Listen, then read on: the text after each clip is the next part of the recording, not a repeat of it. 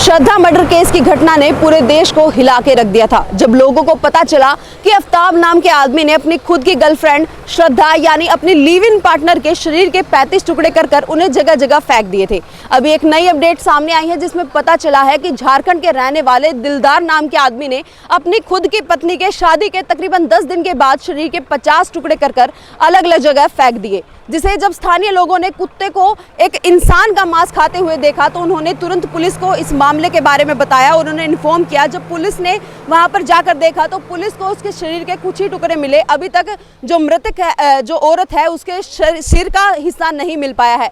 इसके चलते हमारे साथ जुड़ी हैं आरएपीजी कॉलेज की कुछ छात्राएं। आइए जानते हैं उनका इस मुद्दे पर क्या कहना है। जी नमस्कार। नमस्कार। आपका नाम? सुनैना जी, आप ये बताइए, ये पहले आफ्ताब ने अपनी जो गर्लफ्रेंड थी उसके शरीर के 35 टुकड़े किए और झारखंड के रहने वाले इस लड़के ने अपनी पत्नी थी उसके शरीर के 50 टुकड़े कर दिए। ये हैवानियत की हदों को पार करते हुए दिखाई दे रहे हैं, तो आप इस मुद्दे पर क्या कहना चाहोगे?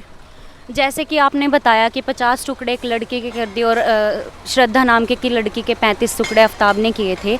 इसी तरह आगे आगे केस बढ़ते जाएंगे और जो ये मतलब मुस्लिम लड़के हैं, हिंदू लड़कियों को फंसाकर आगे मतलब मारते जा रहे हैं, ये किसी आतंकवादी से कम नहीं है। और जैसे कि मतलब सरकार को हम मुकदमा चलाते सरकार किसी लड़की पर और वो उस केस को पूरा नहीं करते, कार्रवाई तो करते रहते हैं लेकिन उस कार्रवाई की तिथि को लंबी बढ़ा देते हैं। हमने एक वो भी सुना होगा, तारीख पे तारीख देते रहते हैं लेकिन उस चीज़ को इंसाफ नहीं मिल पाता।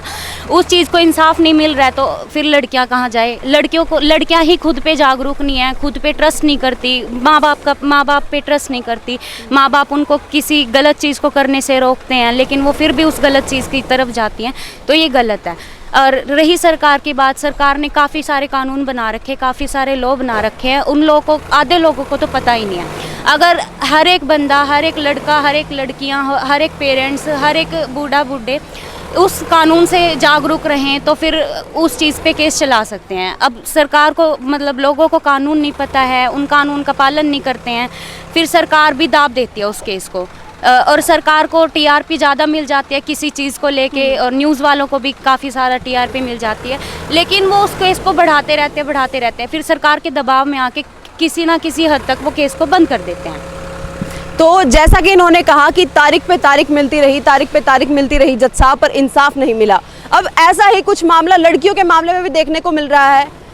अगर निर्भया हत्याकांड लगा लें, 35 टुकड़े वाली घटना लगा लें जो कि आफ्ताब ने की है, और अभी ये 50 टुकड़े वाली घटना लगा लें, अभी आप देख सकते हैं कि 35 टुकड़े करने के बावजूद भी जो आफ्ताब है उसके ऊपर कोई एक्शन नहीं लिया गया। अभी भी उसके तारीख पे तारीख ही मिल रही है, उसकी कोई फांसी की सजा नहीं सुनाई। तो क्या आपको नहीं लगता कि हमारा जो संविधान है उसमें कोई ऐसा नियम बना है कि ऐसा करने वालों के ऊपर कोई सख्त कार्रवाई की जाए? तो आप इस बारे में क्या कहना चाहोगे? आपकी क्या राय है?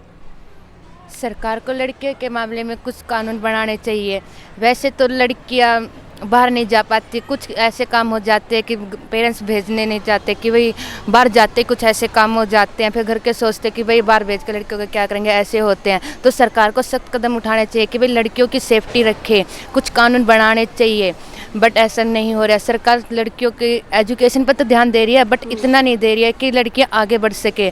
इससे देखकर पेरेंट्स भी घबरा जाते कि लड़कियों को बाहर कैसे भेजें, इसलिए सरकार को कुछ करना चाहिए लड़कियों के लिए। तो इन्होंने कहा कि ऐसी घटना होती रहती है तो पेरेंट्स भी चिंता करते हैं और भेजने के बाद अपनी बेटी को बाहर भेजने से पहले 100 बार सोचते हैं, और सरकार को भी कोई नियम बनाना चाहिए। तो आप क्या सजेस्ट करना चाहोगे?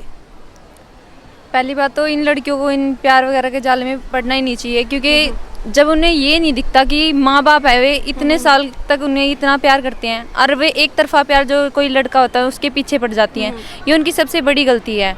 और कई लड़कियाँ ऐसी होती हैं जो अपने माँ बाप को छोड़कर चली जाती हैं, ये उनकी गलत बात है, उन्हें ऐसा नहीं करना चाहिए। और कुछ ये लड़के भी ऐसे हैं जो अपने हैवानियत का शिकार लड़कियों को बनाते हैं, ये बहुत गलत बात है। जो ये रेप वगैरह हो रहे हैं, लड़कियां इसमें बिल्कुल सुरक्षित नहीं है, वे अपने आप को सुरक्षित महसूस ही नहीं करती। अगर वो बाहर जाती हैं तो सिमट कर ऐसे चलती हैं जैसे कि आसपास कुछ हो जाएगा एकदम से।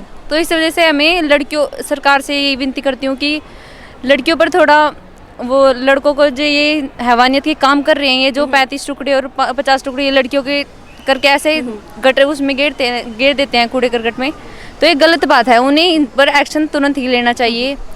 इन लड़कों को तो फांसी या इन चीज़ों की सज़ा सुनानी चाहिए ये ऐसे खुलेआम घूम रहे हैं, गलत बात है बिल्कुल। और आपने देखा होगा कि ये 50 टुकड़े वाला मामला लगा ले या फिर 35 टुकड़े, अगर श्रद्धा की बात करें तो श्रद्धा ने भी आफ्ताब से प्यार ही किया था, और अभी अगर 50 टुकड़े वाली बात लगा ले तो इस लड़की ने भी लव मैरिज की थी इससे। तो कहीं ना कहीं आपको नहीं लगता कि लड़कियों का भरोसा उठ जाएगा लव मैरिज से, जो कि करना चाहती हैं? हाँ बिल्कुल भरोसा उठ जाएगा, क्योंकि अब उन्हें ये यकीन हो जाएगा कि हर कोई लड़का सही नहीं होता, और इस वजह से उनका प्यार पे से भरोसा उठ जाएगा।